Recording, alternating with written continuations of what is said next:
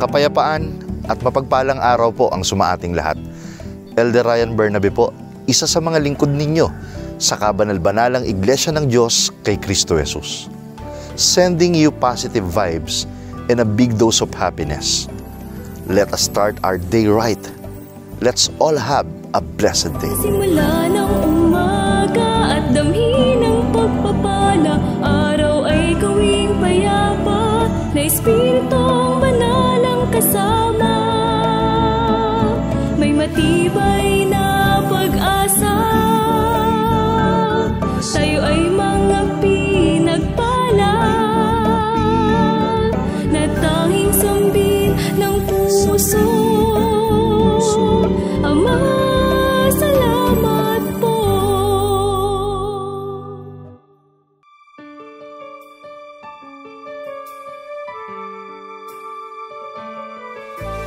A blessed day to all. Isang pinagpalang araw sa inyong lahat. Ang daily reflection natin sa araw na ito na mula sa aklat na Love Notes ay mababasa po natin sa Proverbs chapter 22 verse 4. Pakinggan po ninyo. Respect and serve the Lord. Your reward will be wealth, a long life, and honor. God is the source of all good things. He is a life giver, a great provider and rewarder. The Bible says, "Seek ye first the kingdom of God and His righteousness, and all your needs shall be added unto you." Are you in His kingdom? Are you in the most holy church? If so, are you an upright child of God? Are you living out the words of God? Do you serve and worship Him faithfully? If you do, His abundant grace shall be yours, an everlasting life, an inheritance in heaven, and a crown of glory shall be yours. Sa Diyos nagmumula ang lahat ng mabubuting bagay. Siya ang nagbibigay ng buhay, dakilang tagapagkaloob siya at tagapagpala. Sinasabi sa Biblia, hanapin muna ninyo ang kanyang kaharian at ang kanyang katwiran, at lahat ng inyong pangangailangan ay idaragdag sa inyo. Nasa kaharian ka na ba niya? Nasa kabanal-banalang iglesia ka ba? Kung gayon, ikaw ba ay matuwid na anak ng Diyos? Nabubuhay ka ba ayon sa kanyang mga salita?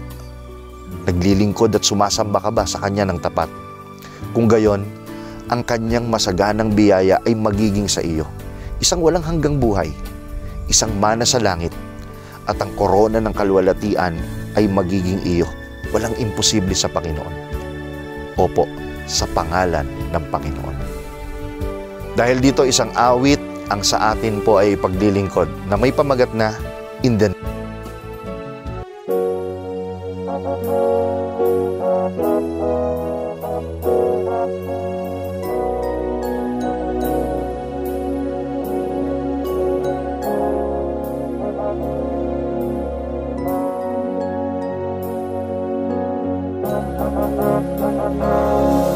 There is strength in the name of the Lord.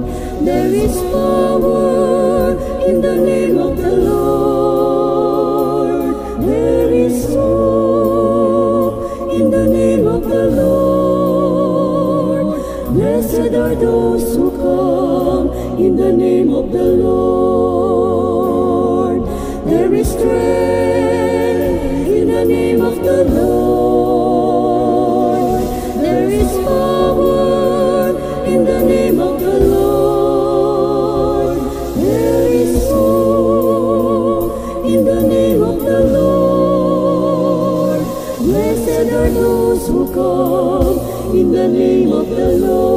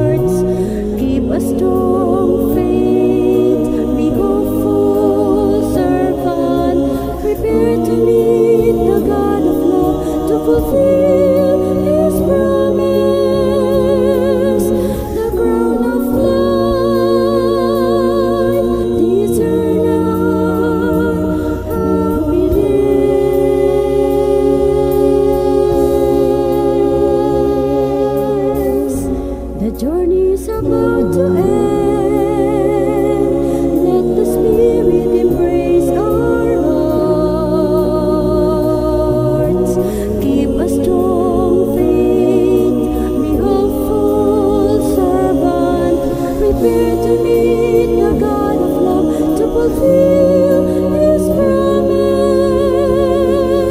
the crown of life, the eternal happiness. Many trials will come our way. Be brave, face and fight each and every day.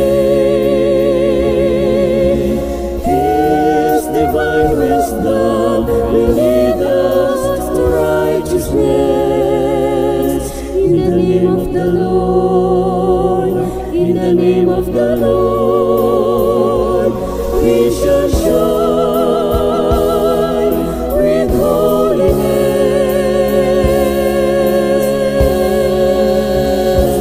There is strength in the name of the Lord.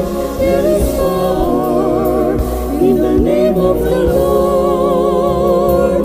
There is hope in the name of the Lord. Blessed are those who come in the name of the Lord.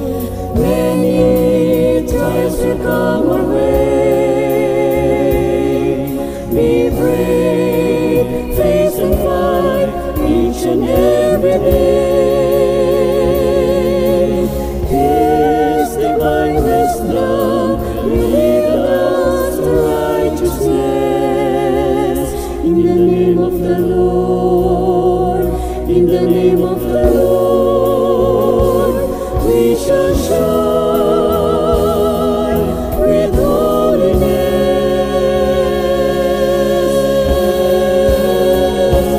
There is strength in the name of the Lord. There is power in the name of the Lord. There is hope in the name of the Lord. Blessed are those who come in the name of the Lord. The sacrifices shall be remembered. The tears we shed shall be rewarded. Step forward, proclaim the name of the Savior, and behold the wonders of God. Never, never, ever seen before. There is strength in the name of the Lord. There is power in the name of the Lord. There is hope in the name of the Lord. Blessed are those who come in the name of the Lord. Blessed are those who come in the name of the Lord. In the name of the Lord.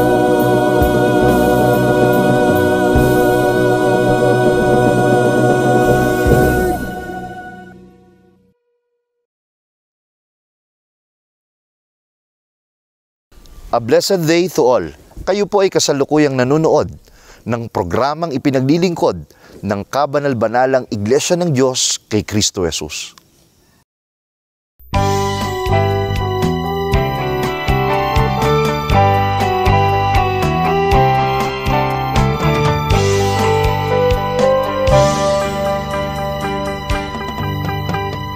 Ini-encourage po namin ang lahat ng kabataan na magtapos ng pag-aaral. Napakalaki po kasi ang pakinabang nito sa future ng isang kabataan.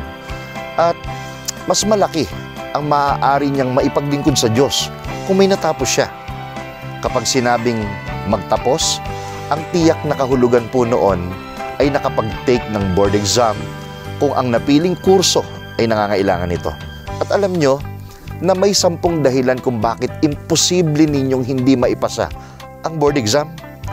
Narito po ang mga dahilan. ating tanggapin ang segment na Youth Worshiping God. Kapayapaan po ang sumaating lahat. Ako po ang inyong lingkod, kapatid na Hana Thea Manang. Muli po ninyong matutunghayan ang isa na namang makabuluhang pagtatanghal sa segment na ito na pinamagatang Youth Worshiping God.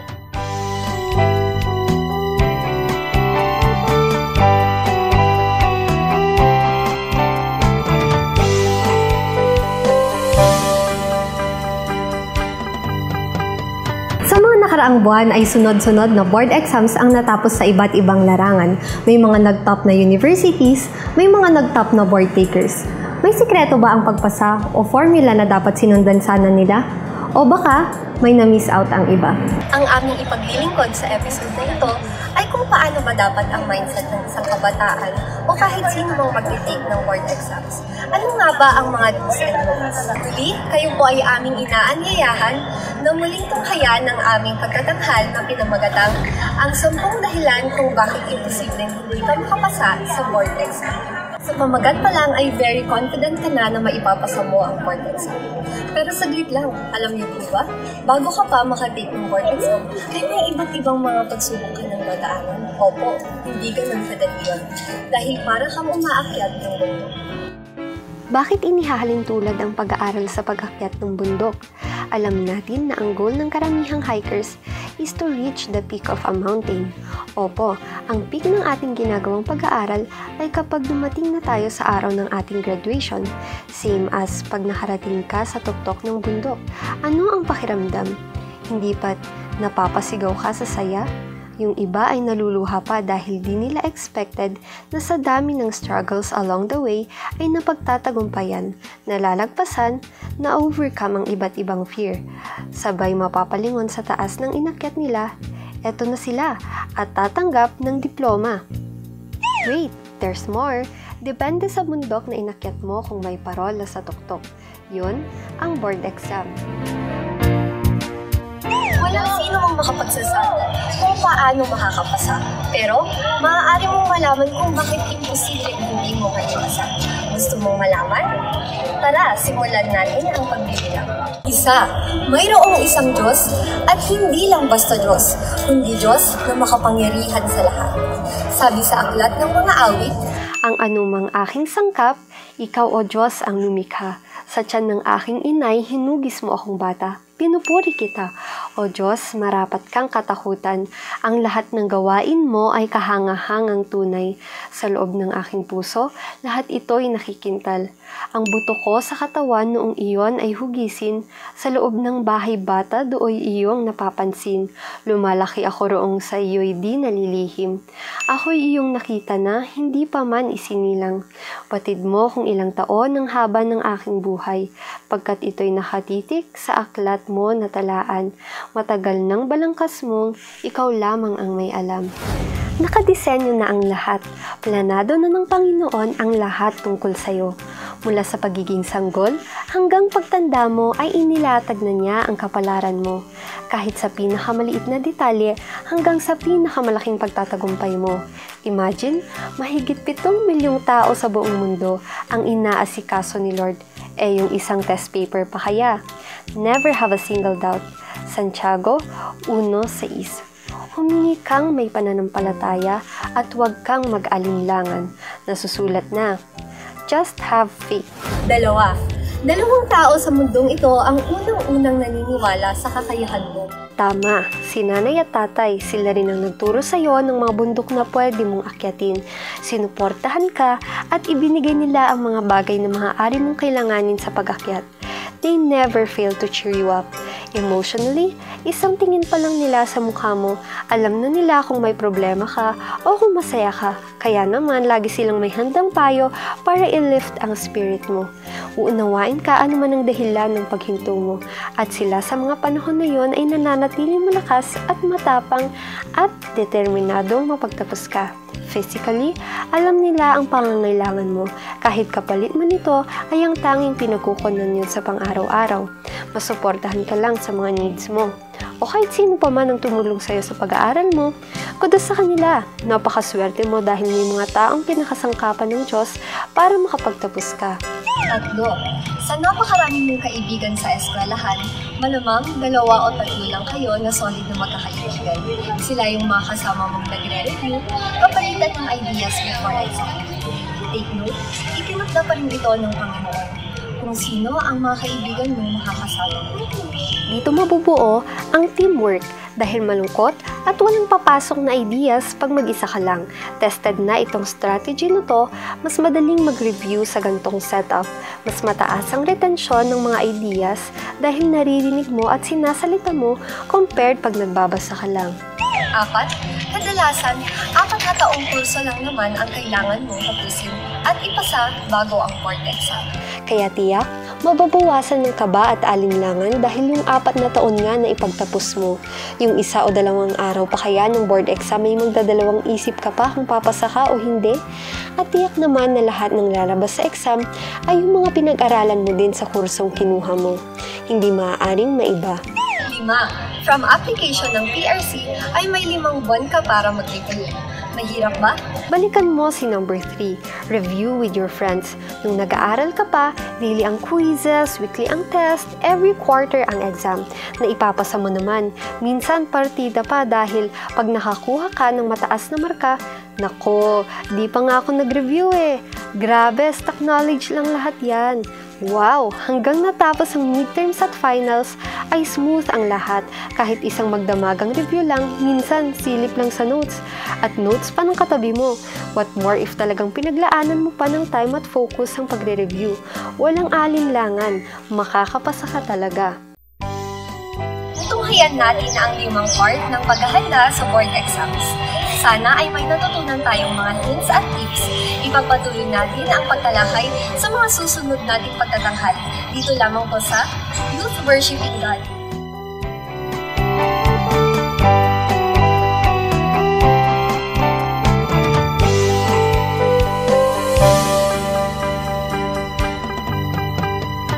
Maraming salamat po sa pagtangkilik ninyo sa ating pagtatanghal.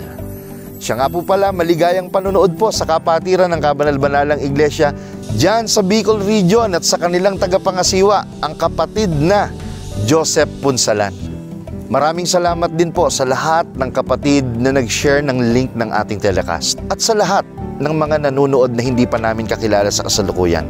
Sumainyo nawa ang biyaya ng Panginoon sa panibagong araw na ito at nawa ay makasama namin kayo sa muling pagtatanghal ng programang Blessed Day. Sa bahagi pong ito, inaanyayahan ko po kayo na sumama sa isang panalangin, ating pong pasalamatan ng Panginoon at ipagtagubilin ng panibagong araw na ito na ating lalakaran. Manalangin po tayo. Aba, Panginoon naming Diyos, napakabuti mo sa amin na yung mga kinakasangkapan, napakabuti mo sa kapatiran, napakabuti mo sa lahat ng tao sapagkat lahat ay pawang iyong iniibig. Napakabuti mo sa lahat ng mga kabataan, palibasa, pawang nangangailangan sa iyong kapangyarihan. Sa naipagtapos na programa sa araw na ito, sana po, hinihiling namin Panginoon, lubos na mapakinabangan ng lahat ng nakapakinig at sila na mga nakapakinig ay ma-share ang napakabuting aral na maaari pong makatulong sa marami pang kabataan na kanilang kaibigan, na ikaw ang tunay na prinsipal na guro upang maipagtagumpay ang lahat ng kanilang hinahangad sa kanilang pag-aaral. Sumasampalataya kami, Panginoon, sa tulong mo at sa patuloy nilang pakikinig, magiging gabay nila ang mga aral na naririnig sa Youth Worshiping God. Ipinagpapasalamat namin ang lahat sa iyo, sa ngalan mong Kristo Jesus na aming tagapagligtas. Amen. Maraming salamat po sa inyong pagtangkilik sa palatuntunang ito ng Kabanal-Banalang Iglesia ng Diyos kay Kristo Jesus. Kung nais po ninyong mapanood ng iba pa naming programa, mag-subscribe sa ating YouTube channel na The Most Holy Church at bisitahin ang aming Facebook fanpage na MHC Media. Upang lubos po ninyo makilala ang Kabanal-Banalang Iglesia ng Diyos kay Kristo Jesus, bisitahin ang ating official website na www.mostholychurch.com. Para naman po sa inyong katanungan, prayer request, o libreng Bible study sa inyong tahanan, i-post lamang ang kahilingan sa comment section ng programang ito. Maaari din po kayong tumawag o mag-text sa mga sumusunod na numero. Sa Smart o Talk and Text, 0909-555-5009. Sa Globe o TM, 0926-383-0454. Sa Dito SIM, 0991-419-2027. At sa landline, 8255-6949 o 8553-0946. Maraming salamat po.